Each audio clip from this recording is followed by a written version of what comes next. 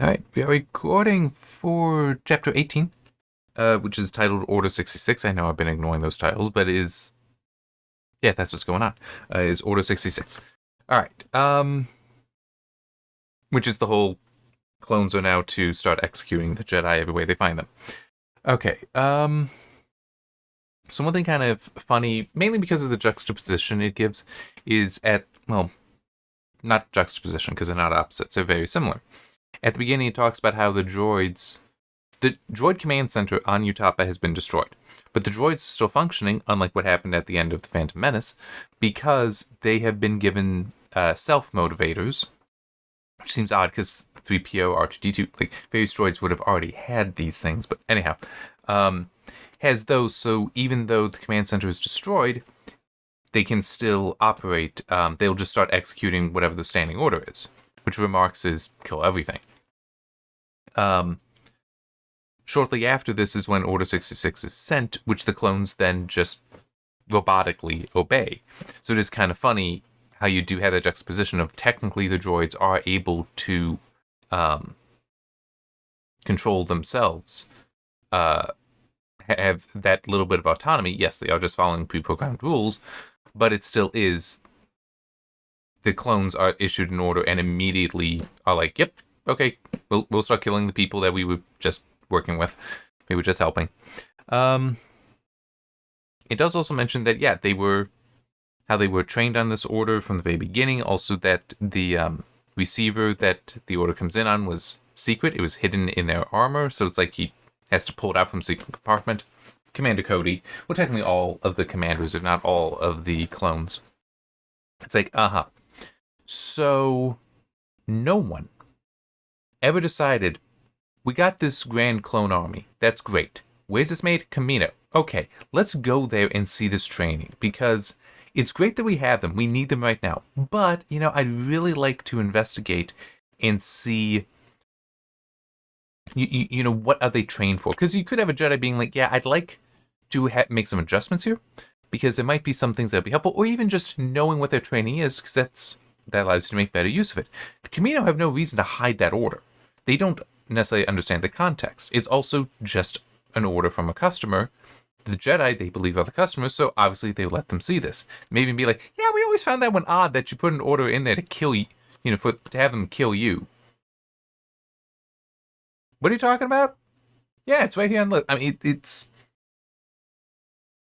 it goes back to the whole, this is a really bad plan that Palpatine has, that's very reasonable that somebody would go and try to find out all of their training, which would expose Order 66, and then the whole thing falls apart, because now the army will ultimately turn on you. But it could also then be all right, well, we're going to find these things. All right, yeah, we see that's a very interesting receiver there. So if we can't reprogram you to not accept this order, we can destroy these. Or something, and jam that frequency so that the order can never be sent. But yeah, it's actually kind of funny. As I'm glancing down, I can see my copy of Manchurian Candidate, the original. And it's just, there's an effort there, like they figure out something's going on. There's an effort there to remove the programming, to address the programming, deal with the programming. And it's like that's technically also was used leading up to it being executed, but there is larger control involved. That's still a better plan, but it's also the actual events of the movie take place over a short period of time. That's when it actually matters. So, and it is like one plan amongst many as well, so there is still that variability there. But yeah, it has a variability, it has to be able to respond to it, and there's a great climax as far as which of these two signals is going to be in charge, and even then, when you start trying to use it to rip out the programming, is it going to work? It's great tension there. This, it's like, yeah, just believe us that's how that works. It's like, no, why should I believe you? I know, the suspension of disbelief, but it's still yeah, no, this is too unreasonable. I reject your plan because it's bad. I'm sorry, I just had a fun thought. Darth the Jar Jar needs to appear and be like, Palpatine, your plan sucks. You didn't realize all this? You've been serving me. I want that. I want that to be the canon now. Okay. Bail Organa goes to the Jedi Temple, figure out what's happened. And one thing that I don't recall if it's in the movie or not. I know that there were shots going out towards him, but I think that may have just been the whole... Because, no, I guess that they are trying to shoot and kill him. But it is stated that we need to kill him. Well, the clones need to kill him because he can't have any witnesses. One problem with that is they should then report that. And they may be able to figure out who that was. So why does he get to live for the next 20 or so years?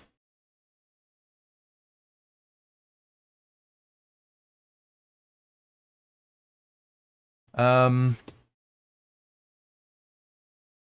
thing that is also inconsistent, actually, within the story itself, even, the clones only obey, and that's why the Jedi cannot sense any ill intent from them when the order is given that now they need to start killing the Jedi.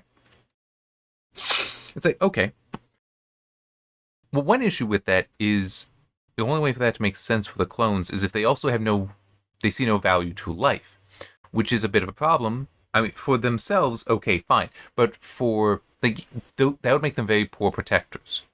That they may not then try to save the lives of innocents. They would just be, yeah, whatever, let them die, or I will kill them if it allows me to kill the enemy. And there are times when, yes, it is the decision to make, but still you need to have a value to life to understand and make that decision appropriately. Otherwise, it's, well, you are evil.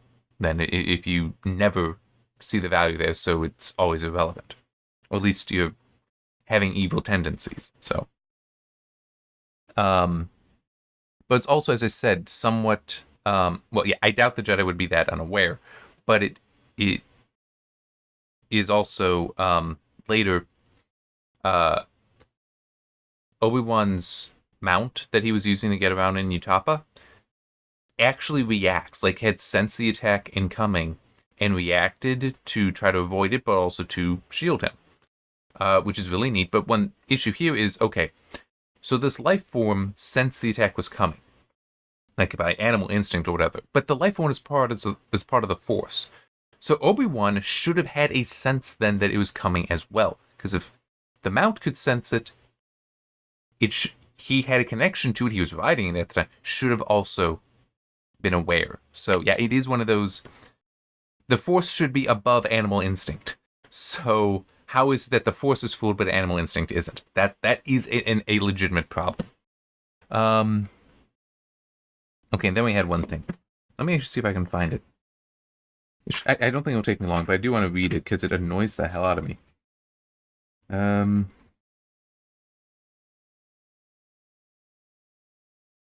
Okay. Nobody tells me anything. Of course not. You don't keep up your end of the conversation. Something's wrong. The factors don't balance. You can't possibly be more confused than I am. You're right. Nobody can be more confused than you. Do you know who's talking there? C-3PO and R2-D2. I don't like this. I really don't. We've consistently had throughout this and throughout the original trilogy, which I finally got back from my brother, consistently throughout, R2 is just beeps and whistles. Even when talking with C-3PO, beeps and whistles. It's only when he's like in the, there's only twice other than this that he is translated. When like in Luke's X-Wing and it's the X-Wing computers doing the translation, showing it on display, there's that. There's also when it's basically Anakin has gotten so used to the beeps and whistles that he has a sense of what they mean. So for this to give full translation, I get it, 3PO does translate. But he should still not have a voice even in the book. Okay, it would... I'm trying to think of a way to put it. I mean, it is too much. The standard is he's not translated. That it is the beeps and whistles. You only ever hear one side of the conversation. That's how you're telling it. So, to break that standard for something like this, which is more or less a benign conversation, it upsets me. If it were something more extraordinary, like if we suddenly learned that, no, R2 can in fact speak English, or basic, whatever, but can in fact speak, just chooses not to and gives some reasons, like, okay, now it makes sense. This, it honestly feels cheap. I'll be honest, it feels cheap to me. It feels like I wanted to have this conversation so that you can have these observers giving their commentary to the larger situation. It's like, okay, I understand that desire, but do it better than this. Because we're not supposed to ever get words from R2-D2. Not like this. That's not what's supposed to be going on with him. It is an aspect of... It would be like if Chewbacca suddenly started talking English as well. It doesn't work. Not without clear explanation. And I'm not good with it just being 3PO translates. There have been plenty of times when 3PO and he are talking, but you only hear 3PO's side because R2 only beeps and whistles. So, and this isn't worthy enough to break that rule. So as I said, it feels cheap. It feels cheap. Yeah. So this conversation is happening when Anakin comes to Padme's apartment, goes in, is talking to her, and you talk about the whole, like, we don't need to be secret anymore because I'm no longer a Jedi. No question about what he is. And Padme does have some suspicion of him. Well, yes, suspicion of him in that he's not telling her everything. Not suspicion in that she suspects something wrong with him. Or that he has done something evil. But is concerned. And it's like even pointing out, the whole... Because Anakin's talking about the Jedi were involved in rebellion. That's why they're all being killed. Some senators as well will be rounded up. And she's like, I'm part of that group. No, you're okay. Because you're with me. You'll be fine. I've already talked to Palpatine about it. You're good. And yes, he knows we're married. And all that. And it's like... But she does recognize this is not good. This is all a bad situation. Now, she still loves him and will... It is kind of suggested that, yes, she does trust she is safe. But she suggests, so we can leave then? We can just go somewhere else away from all this? And he doesn't understand quite what she's saying. At least I think. Because I interpret it as she is talking about completely escaping. Nothing else matters. It's just them. So there's no more politics. Doesn't matter what the government is. They got a home somewhere. That's where they're living. That's it. But he's thinking more about for safety purposes. Because he even says, you'll be safe. Coruscant is safe. I've made it safe. But she then does point out that she is safe only as long as Palpatine allows it. She doesn't really notice. Yeah, it's... So she does have some suspicion there. She does still love him, definitely. But, yeah. It's one of those things where I actually do kind of like it. I wish that there were a little bit more. Mainly, like, getting in her head. If we could be in her head to have her voicing the suspicions within her for a... Why is he saying that I'm safe when the others aren't? It's like, yeah, Anakin will protect me, but wait a minute, why is Palpatine okay with this? It's like, it's still, this doesn't add up, because it's technically tyranny. Because it's, if the claim is that we had all violated the law, me getting preferential treatment is not upholding the law. It means that the law is not so sacrosanct. Which, to be fair, is the situation with Palpatine has been for many years now. Alright, moving on, I got the whole thing with Obi-Wan's mount that I talked about. Oh yeah, another thing that this is to do with the typesetting. Inconsistent, and I've also noticed another typo, I think that was last chapter. Inconsistent dinkus use, which... Dinkai, I don't know. So... Actually, yeah, it's completely inconsistent now that I think about it. So you can, in order to show a jump in time, like have a space between two paragraphs in a chapter, but if it's at the end of a page, you'll put like 3 dots. But there's also times when it's instead using 3 lines. And it was just weird to spot that we are running into that time. Here it is 3 dots, but here it is 3 lines. Actually twice. Let me just try to check for where we got. Yeah. So here, actually, on 2 pages, we have 3 lines here, have a gap here, and then have 3 dots here. The problem is each one of these seems to be a jump in time, certainly a jump in location, because you're now following different people. Because we got Anakin and Padme in the apartment. Anakin is left. 3 lines. Now we've got Obi-Wan's situation. And him realizing, him waking up and realizing what the mount did for him. Then we get the space. And then we're back to the apartment. Oh, no. Yeah, okay. So this is where Anakin's actually leaving, and 3PO is like, it would be nice if we're actually told where we're going. And it's like he's just taking R2 away. But it ends with the whole, him saying, I feel so helpless. I know 3PO, we all do. And now we're to the 3 dots. Again, because it's at the end of the page. To get us to Bail Organa, who is getting to his ship. And it's like, why do we have 3 different... I mean, they're all right here. Why are they doing this? It is inconsistent typesetting. And I do not know why. Because it's not like one is coded for... There's a time skip. And another is coded for a point of view change. Or just a position change. Because it's... Yeah, because where the 3 lines are is actually in the middle of a page. So it would normally be a space. Yeah, I do not know what its meaning is supposed to be. And maybe it is just I'm unfamiliar with enough of this. It's like only a few years ago that I learned what a dinkus was, that's the name of the symbol. But it's still... Like, I mean, this is... I don't know what the meaning is here. Maybe it's just something that you can learn in other places. I'm just kind of like how... I don't know how to read phonetic English, which there was something years ago, a video somebody sharing of somebody having a horrible time trying to read names, like at a graduation ceremony they're supposed to read, and it's like, okay, it seemed to me like it was just the person was trying to read the phonetic stuff that's written out, like you see in a dictionary, with like upside down E's and such, and it's like, if you don't know how to read that, that is completely a foreign language. Now, to be fair,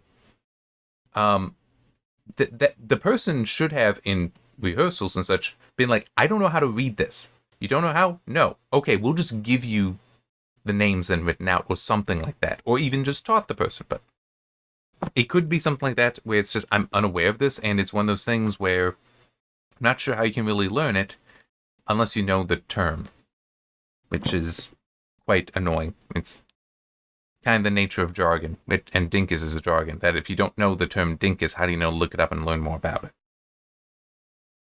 Because just being like, hey, what's that thing with, sometimes it's a space, sometimes I get these dots. What is that? It's not the easiest thing to searching at answers to.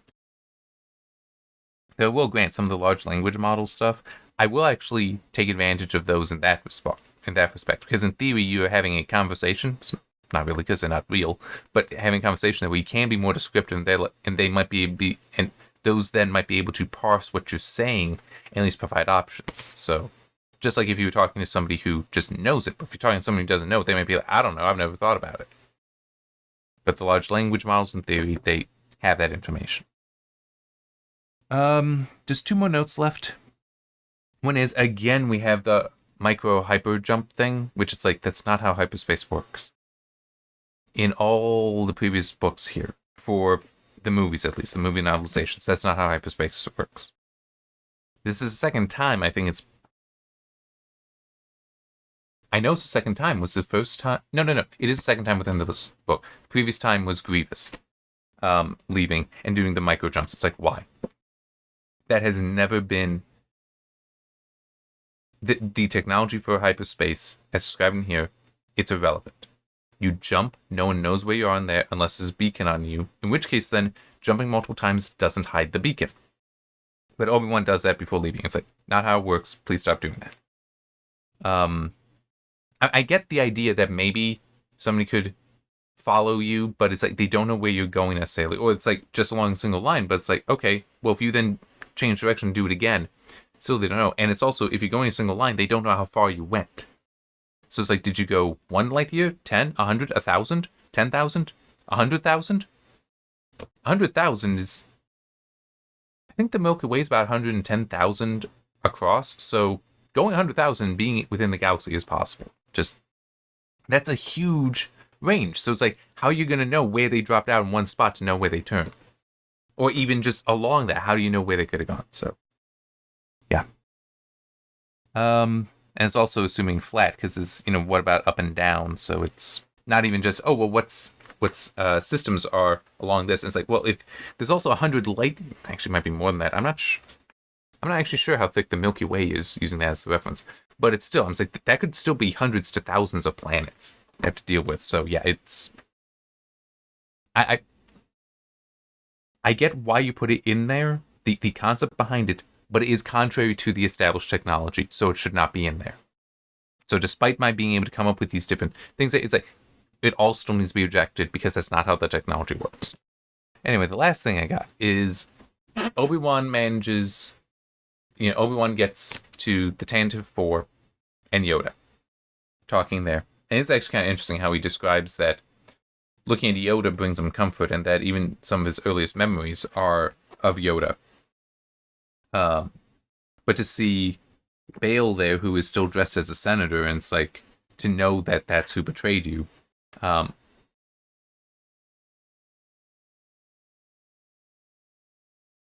Yes, Yoda was informed by Mace that Palpatine was Sidious.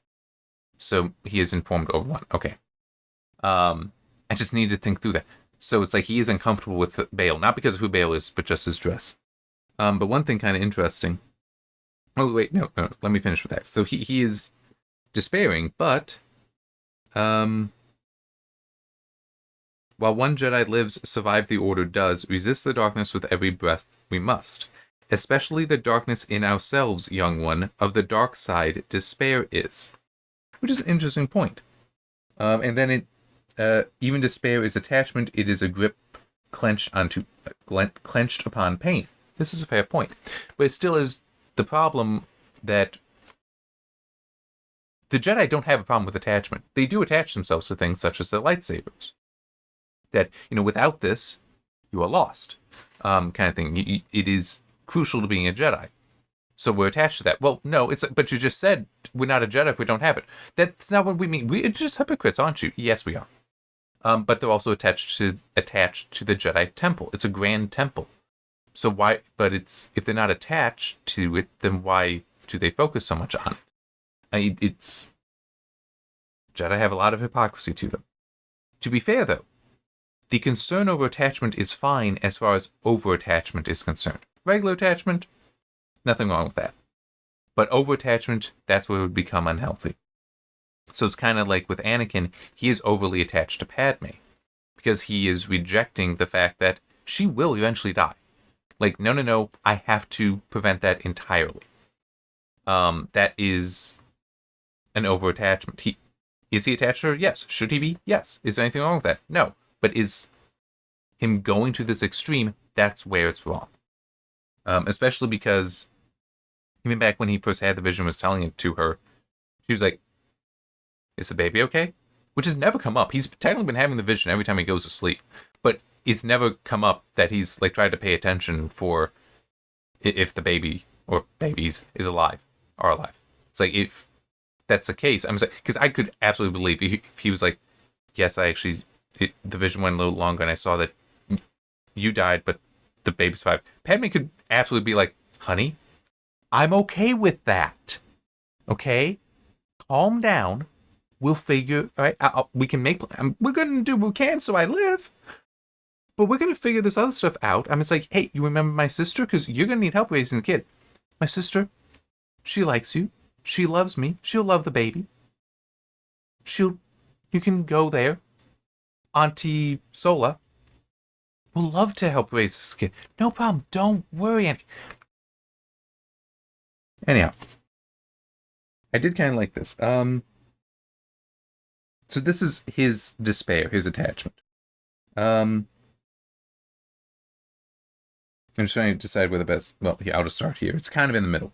25,000 years wiped from existence in a single day because of all the Jedi being killed. Well, many at least. All the dreams, all the promises, all the children. We took them from their homes. Obi-Wan fought to say in his chair. The pain inside him demanded motion. It became wave after wave of tremors. We promised their families. This is prior to the reminder by Yoda. And it's like, yeah, again, you're talking about the children, which...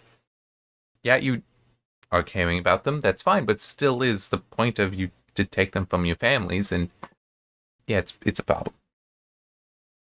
It is a problem. So it will be interesting to see, because this is the point where Anakin has certainly been making decisions, and how many of the justifications will we see given by him for why because he's doing evil things, he's committing evil acts. Will be interesting to see the explanations he comes up with to justify his evil, because Obi-Wan, when they confront Obi-Wan, will reject them by his training, by his knowledge, by his experience. Padme will reject them partly for the monster he has turned into is no longer who she normally would love, normally who she fell in love with, but also the horror of it all. So, yeah, I am looking forward to that. That will be interesting, assuming it is well written. Hopefully, it will be, because we're still having some problems. This is in an area where, in theory, it is better than Part 1, but writing is better than in Part 1, but there are still problems, so we shall see. And one thing I will also acknowledge, I'm not sure how I'm looking forward to it, is the Yoda and Palpatine and Obi-Wan Anakin fight. Those two fights, because this may sound weird, but that's legitimately part of the reason why I don't care for Revenge of the Sith as much. The movie.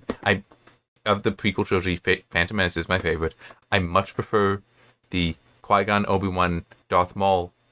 Yes, Qui-Gon, Obi-Wan, Darth Maul battle. I find it more interesting. And because, think about it, we know Obi-Wan will live, but we don't know about Qui-Gon, so him dying is, that's a surprise. But it's better lit in that movie, whereas the battle on Mustafar is like, it's really dark. It's hard to see a lot. So, yeah. Plus, there's also technically in both those battles, all four of them we know live. So, again, it's a little bit less significant. Anyway, it will be interesting to see how it's written, because I did like how Mace and Palpatine, their fight was written. I did like that. So maybe those will also be written nicely. Don't know. Do not know. But is the Windu Palpatine fight the outlier or not? Because remember, I did not like how the fights were in Part 1 with Dooku, Obi-Wan, and Anakin. So we shall see. We shall see.